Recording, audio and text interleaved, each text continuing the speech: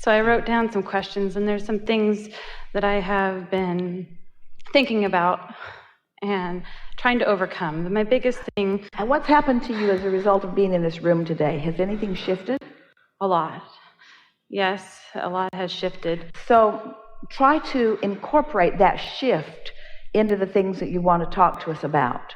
Don't go back to how you felt before we had these conversations. Start with your new understanding. You see what we're getting at? Yes.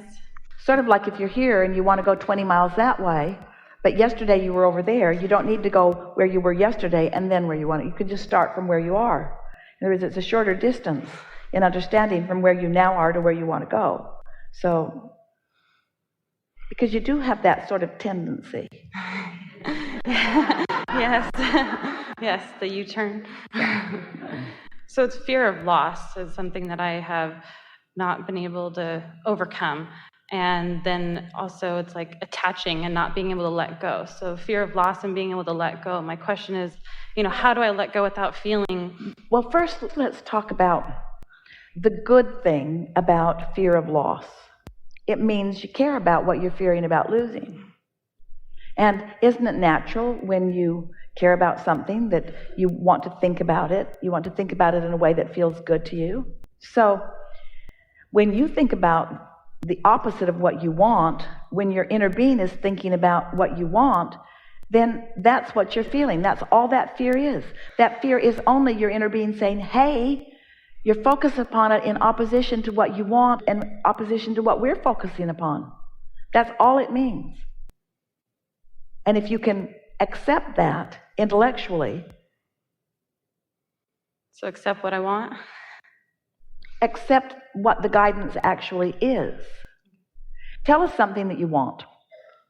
Something not sensitive, something that you want. Something light that we can be playful about. Tell us something that you want to do, that you want to have. Tell us something. I want a horse. No, can't have a horse. No. Why? No reason. No. No. No horse. Why not? No horse. Please? No horse. Like, seriously. No horse. Please. No horse. No. Yes. No. Yes. Horse. No. Yes. No. Yes. No. All right, so that's exactly what's going on. Yes. That's exactly. No. Only you're the one saying no, and your inner being is the one saying yes. That's why you feel negative emotion. That's why you feel fear of loss of something. Your inner being is saying, yes, you asked for it, it's in your vortex. Yes, no, yes, no, yes, no. And after a little while, you develop these patterns of just not feeling so good. That's helpful. Choose to feel good. Yeah. So when you realize what negative emotion is or what fear is, it's not an indication of something to come. It's an indication of something you're doing right now. And the more you care about something, the greater that feeling of fear of loss will be when you focus in opposition to it. But it turns out nothing is ever lost. Nothing is ever lost. Nothing that is important to you will ever go away from you, ever, ever. You'll just find richer, deeper, more meaningful ways to experience it. There is no such thing as losing anything. There's no such thing as regression. There's no such thing as anything that matters to you going away. And there's no such thing of you ever being less than you now are. Oh, you cannot regress. It cannot happen. But focusing on the idea of regression, or focusing on the idea of loss, or focusing on the idea of stepping back or becoming less than what you've actually become, that's a flawed premise. Do you know that as you live life and you ask for more, even when you don't realize that you are, you know you're asking for the horse, but what you've really been asking for is a friend and companionship and someone who loves unconditionally. What you're really asking for is something that's fun and something that's free. In other words, you put lots of those components in before the idea of the horse was hatched. You just didn't first crack out of the box say, I want a horse. There was so much in your vibrational vortex, then that became the idea that would satisfy that, you see. All of a sudden, Esther, one day after meditation, she felt this really powerful urge for a van. A van, and she has vans, she has all kinds of, but a van small enough she can handle on her own, with all of the conveniences that she might want, so that she can take it to the beach and spend the day and enjoy being at the beach with a bathroom, with a stove, with all of the things that she wants.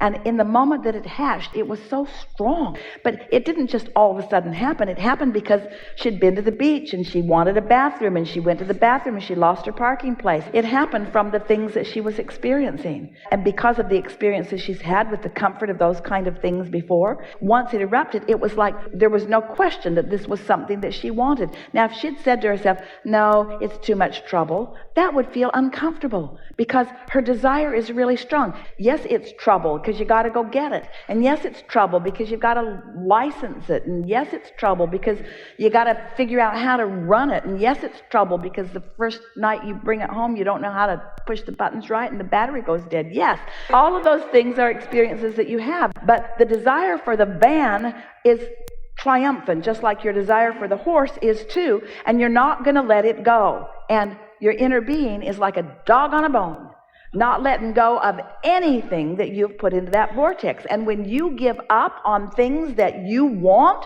you don't feel good. And then you say, oh, I don't feel so good. I have fear of loss, or fear of failure, or I have this negative emotion or this one. And we say, all you have is lack of belief that you can be or do or have anything that you want, when your inner being knows for sure that you can be or do or have anything that you want. Helpful? Very, yes. Yeah. Something else? So I just want to confirm. No. Well, no. I feel no like horse when and no confirmation. My dad left. He made the transition, and then it was like he left me. Okay, I had the rest of my life. You know, he was here, the best dad in my everything that ever I wanted, I had. There was no. I didn't understand. No, I still no doesn't really mean anything to me. Yeah. And you know, it was yes. Yes is very prominent in my life, and I like that word. But, you know, it's like he left, and then, like, people, even, like, you know, either they die or they move on, or, you know, just friendships, relationships, they leave, and then I feel like I'm alone, and I don't want to be alone. Well, there are some things that we want to say to you. First, we want to say that it's never a good idea to get too dependent on any other human, because they are fickle. We agree with you. They go away, they croak, they do all kinds of things. And so if you're depending upon their gaze for your well-being, you can be left with some feelings of insecurity. It's your inner being and your connection to who you really are that we are most wanting you to discover the connection of. And then you can have that feeling of well-being and homecoming and all is wellness all the time. But even having said that, it is so logical that when you are used to having someone in your experience, even someone that you are depending upon in some ways for moral support or even financial support or even humor or even attention, it's normal that when they are not now in their physical bodies giving that to you, that you would feel the loss of that. That's perfectly normal. But because it feels so awful, you've got to find some way to compensate. You've got to find some way, because in the format of someone being physical, once they've made their transition, you know it's just logical and it's real that your father is not going to return into his physical body and experience life with you in the way that he once did. But you can have the experience with your father that's even more than you ever had it, because he didn't really go away.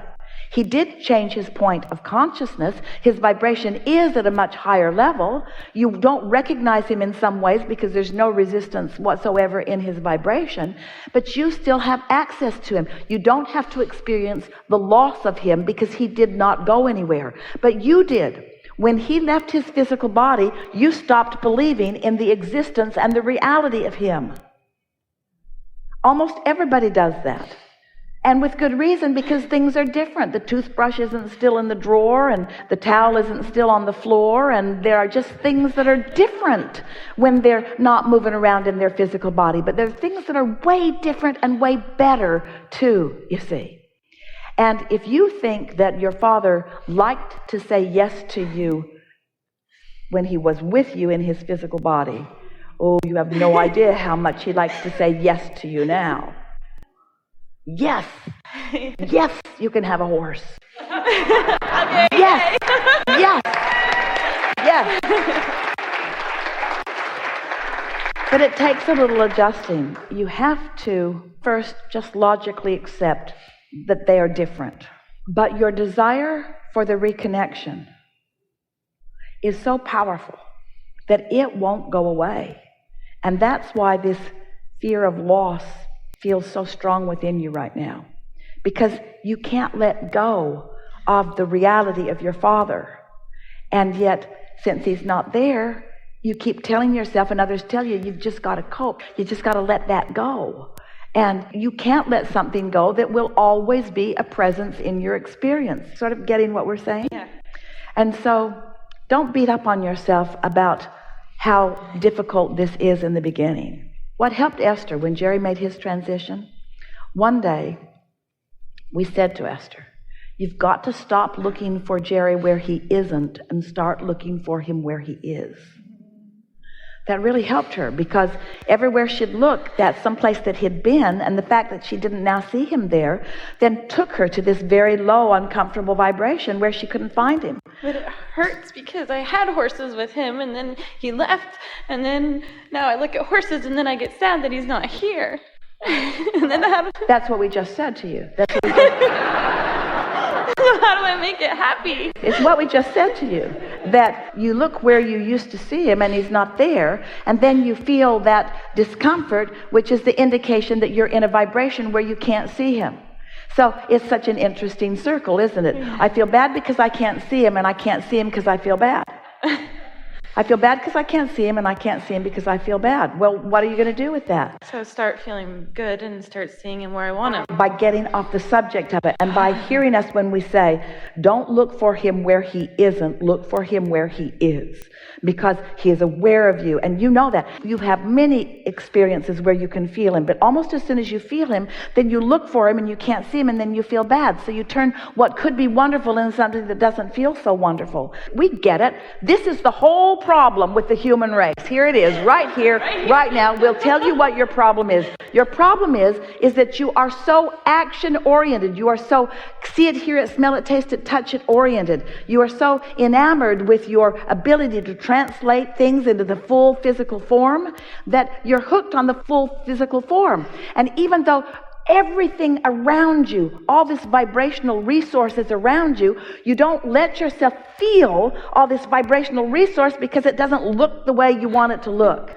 So everything that we've been talking about here today has been about finding the uncondition of it. Find the uncondition of it just for a little while. And we know that you're going to make it, and that it's not going to be much longer before you really understand what we're saying, because you so much want to feel good. You know how we know how much you want to feel good? Because of how bad you feel when you don't feel good. You feel so bad when you don't feel good, because feeling good is so natural to you.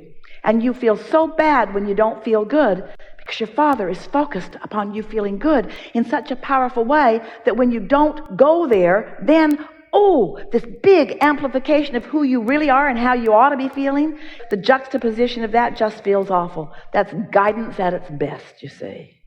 Guidance at its best.